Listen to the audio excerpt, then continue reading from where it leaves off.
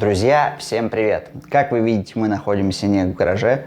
Сзади меня знакомые вам стены, в руках у меня интересная штуковина, а это значит, что сегодня познавательный выпуск. Листая ленту на известном сайте форуме, я часто натыкался на проблемы, связанные с масляным насосом.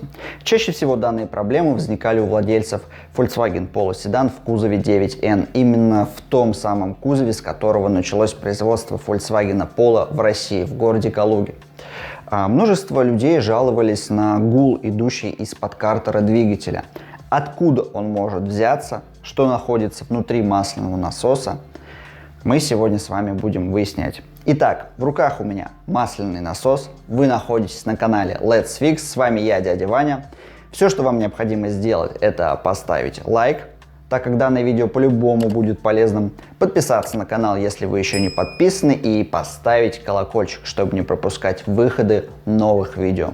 Если вы все это сделали, то мы можем начинать. Ну а начнем мы по порядку. Погнали!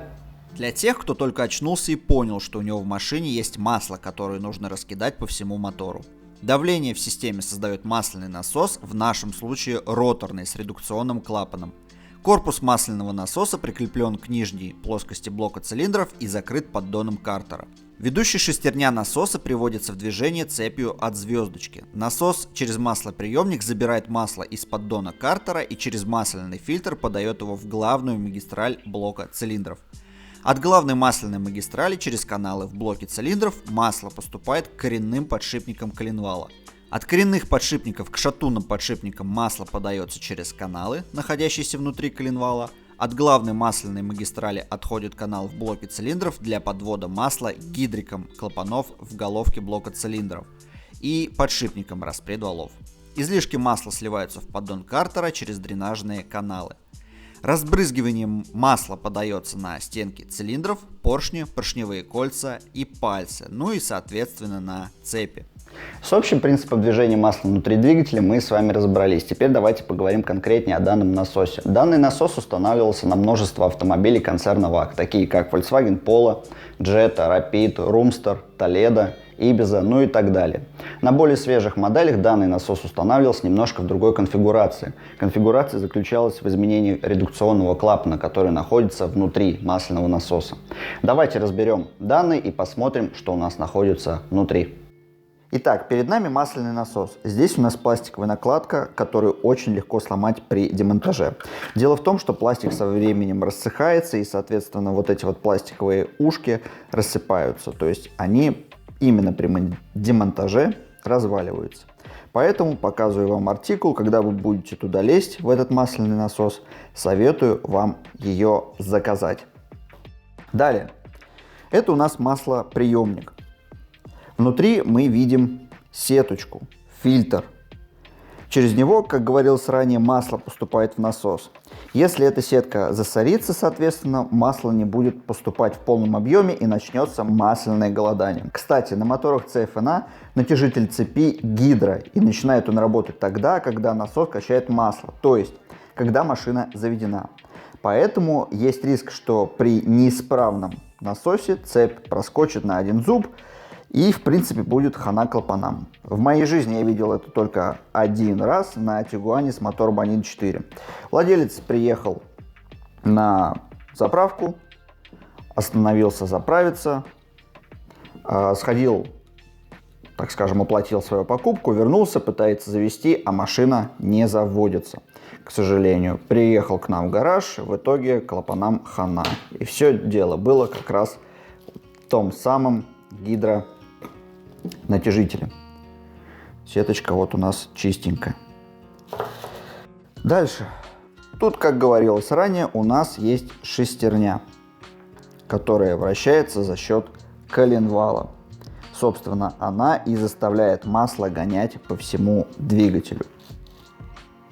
С другой стороны мы видим 6 винтов, которые держат данную крышку. Давайте открутим их. Я их уже ослабил, осталось только открутить и снять. И посмотрим, что там находится у нас внутри.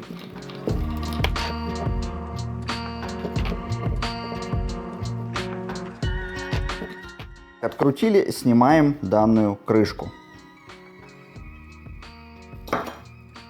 Вот, собственно, перед нами конструкция самого масляного насоса.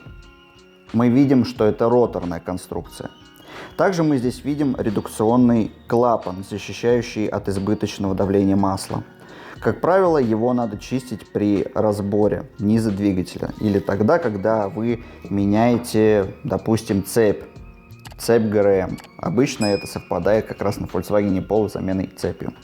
Единственное, что может возникнуть при чистке, это то, что у вас вот эта часть завальцована. То есть вот эта часть. Для того, чтобы ее развальцевать, необходимо просто зубилом сбить вот эти 3 меточки, и редукционный клапан разберется. Чтобы его запрессовать назад, мы также его запрессовываем. Умельцы некоторые сверлят вот здесь вот отверстие, для того, чтобы затолкать вот эту чашу туда подальше и поставить обычный шплин.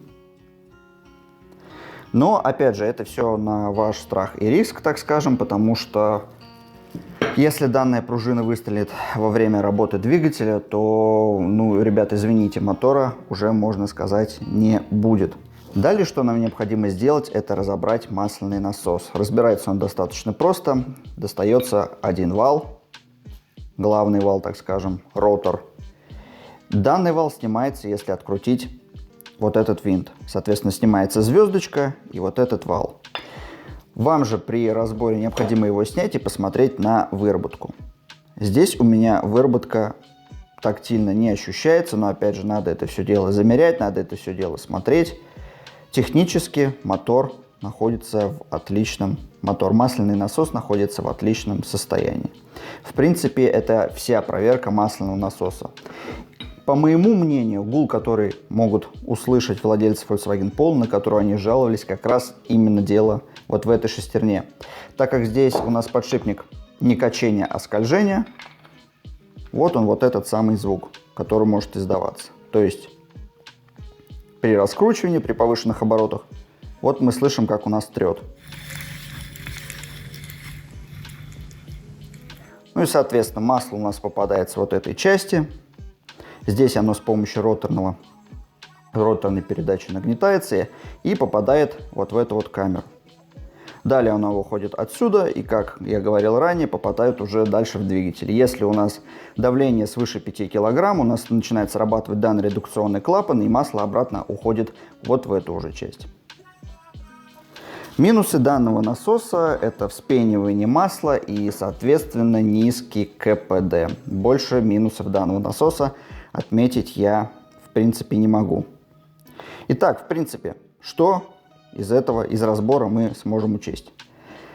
Шум, который может издавать данный насос, является у нас шумом ротора, подшипника скольжения, так скажем. Больше здесь шуметь нечему.